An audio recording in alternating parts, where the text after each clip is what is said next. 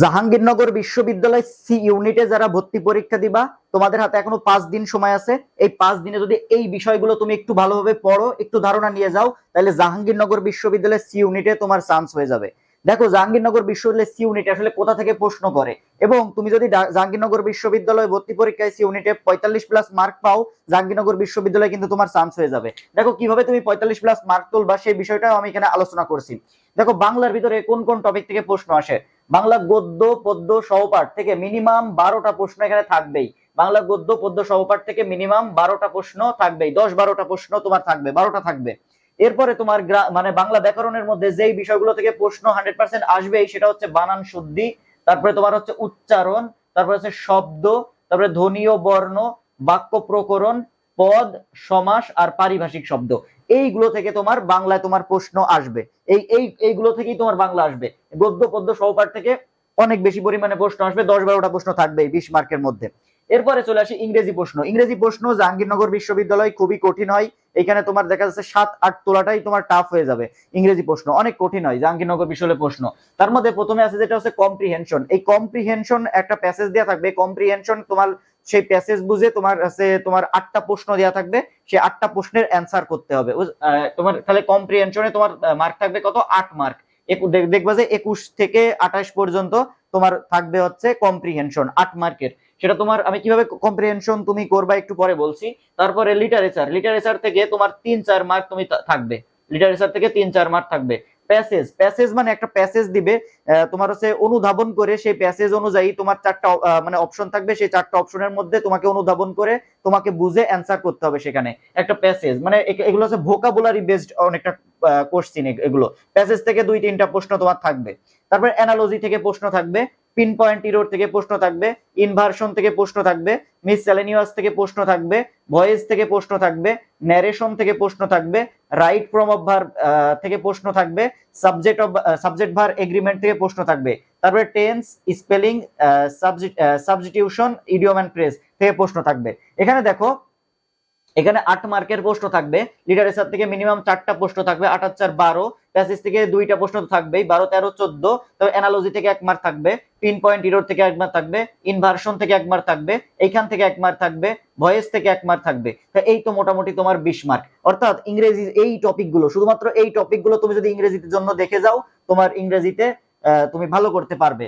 এখন তোমার ইংরেজিতে মার্ক অনেকেই তোমার 7-8 মার্ক তোলাই কঠিন হয়ে যায় ইংরেজিতে। মানে এই যে কম্প্রিহেনশন, লিটারেচার, প্যাসেজ এইগুলো মানে খুবই কঠিন আসে, এবং এখানে মার্ক তোলা খুবই কঠিন ইংরেজিতে। কিন্তু বাংলায় আবার মার্ক তোলা সহজ।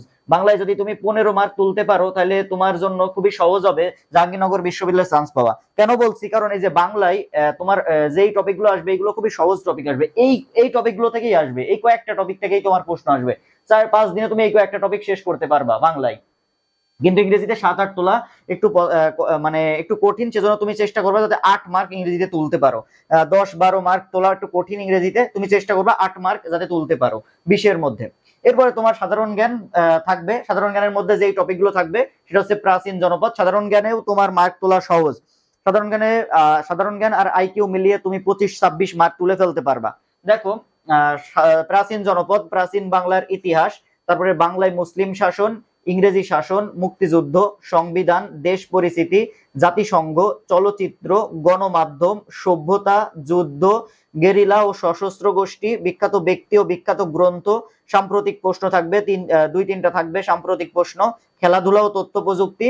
এরপরে কিছু তোমার প্রশ্ন থাকবে এখান থেকে, যে ইতিহাস থেকে কিছু প্রশ্ন থাকবে, দর্শন থেকে কিছু থাকবে, প্রত্নতত্ত্ব থেকে থাকবে, জার্নালিজম থেকে থাকবে, আন্তর্জাতিক সম্পর্ক থেকে তোমার প্রশ্ন থাকবে।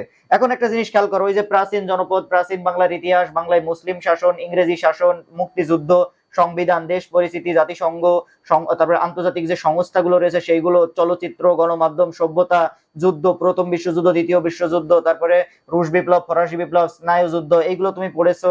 গরিলা, সশস্ত্র গোষ্ঠী, বিখ্যাত ব্যক্তি, বিখ্যাত গ্রন্থ, খেলাধুলা, তথ্য প্রযুক্তি, এইগুলো কিন্তু তোমার পড়াই আছে, যা শুধুমাত্র রিভাইজ দিবা। আর সাম্প্রতিক বিষয়গুলো একটু দেখবা। দেখো সাধারণ জ্ঞানে তুমি 25 মার্ক তোলার চেষ্টা করবা, সাধারণ জ্ঞান আর আইকিউ মিলিয়ে।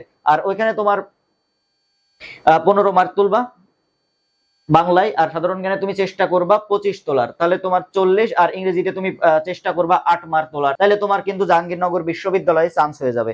এখন আমি তোমাকে বলি যে জাহাঙ্গীরনগর বিশ্ববিদ্যালয়ে চান্স পাওয়ার জন্য এখন তোমার এই যে এই সাধারণ জ্ঞানের এই বিষয়গুলো তুমি দেখবা, তুমি তোমার যে বই আছে এইগুলো বিষয়গুলো দেখবা, আর বাংলার জন্য এই বিষয়গুলো দেখবা। আর ইংরেজি যে কম্প্রিহেনশন কিন্তু হুবহু কমন পাওয়া যায় না। লিটারেচার যদি পড়ো তাহলে কমন পাবা। প্যাসেজ, এই প্যাসেজ কিন্তু তোমার অনুধাবন করে তোমার হচ্ছে যে ভোকাবুলারি বেসড আসে, সেজন্য তোমার ভোকাবুলারি যত ভালো থাকবে তুমি প্যাসেজ থেকে অ্যান্সার করতে পারবা। তারপর অ্যানালজি পড়বা, ইনভার্সন পড়বা, পিনপয়েন্ট ইরর পড়বা, তারপরে ভয়েস পড়বা, ন্যারেশন পড়বা। এগুলো তো পড়ছোই, voice, narration, right form verb, subject verb, এগুলো আর নতুন করে পড়ার কিছু নেই। তুমি এইগুলো পড়বা, এইগুলো যে ইনভার্সন, তারপরে যে মিসসেলেনিয়াস, তারপরে হচ্ছে পিন পয়েন্ট ইরর, অ্যানালজি, এইগুলো একটু ভালো করে পড়বা। এগুলো থেকে প্রশ্ন আসবেই। 24 24 সালের প্রশ্নগুলো দেখো, এই অ্যানালজি থেকেই 3-4টা প্রশ্ন থাকে, তারপরে প্যাসেজ থেকে 3-4টা প্রশ্ন থাকে, পিন পয়েন্ট ইরর থেকে 1-2টা থাকে, ইনভার্সন থেকে একটা থাকতে পারে।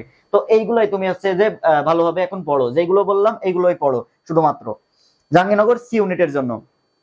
তো ভাইয়া দেখা হবে পরবর্তী ভিডিওতে, ততক্ষণ সবাই ভালো থাকো। আসসালামু আলাইকুম।